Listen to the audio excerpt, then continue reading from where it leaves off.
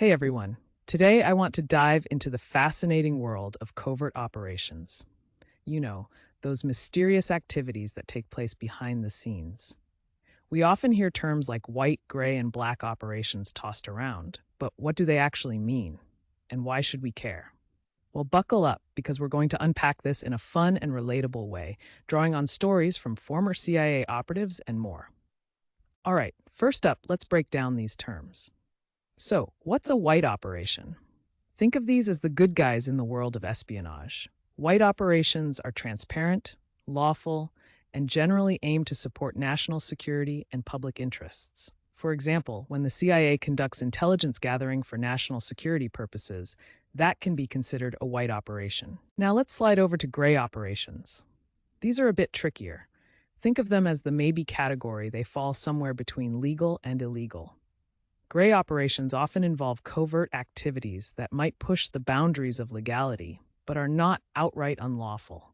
It's that murky area where things can get confusing, and you'll see it pop up in various intelligence scenarios. Finally, we have black operations. This is where things get serious. Black operations are secretive and typically illegal. These activities are conducted without any oversight and are often intended to deceive. Historical examples might include unauthorized plans to disrupt foreign agencies or clandestine missions that, if known, could trigger a diplomatic crisis. Now, you might wonder, how do we get from black or gray operations to white operations? It's quite an interesting journey. Sometimes what starts off as a covert or questionable activity can eventually be rebranded or come to light as a white operation. This transition often depends on public perception and how stories are framed in the media. Let's say a black operation gets leaked once the truth comes out. People might shift their view, especially if the operation was actually aimed at protecting citizens. Former CIA operatives who write about their experiences often help in reshaping these narratives. They can shed light on why certain operations were deemed necessary, even if they seemed shady at first. Speaking of former operatives, let's talk about their important role in this whole discussion. Many ex-CIA agents have shared their stories through books and interviews, allowing us a peek behind the curtain of intelligence work. Their narratives can be both enlightening and eye-opening, giving us context about the motivations behind various operations. For instance, you've probably heard of books like Legacy of Ashes by Tim Weiner. This critically acclaimed work provides insights into the CIA's history, illustrating how some operations that started in the shadows eventually worked their way into the public eye. These former operatives help bridge the gap between secrecy and understanding, and we owe it to them for a portion of the knowledge we have today. Now, let's take a moment to consider the safety and ethics involved here.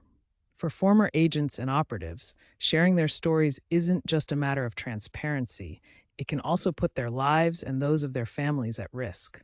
There's a delicate balance between shedding light on their past and protecting identities, especially when discussing covert missions. Ethics come into play when we consider the implications of these operations. Was the operation justified? Did it respect the rights of individuals?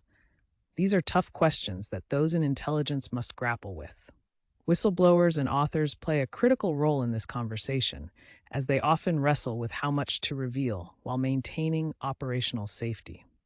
Now, let's talk about how we perceive all of this in our everyday lives.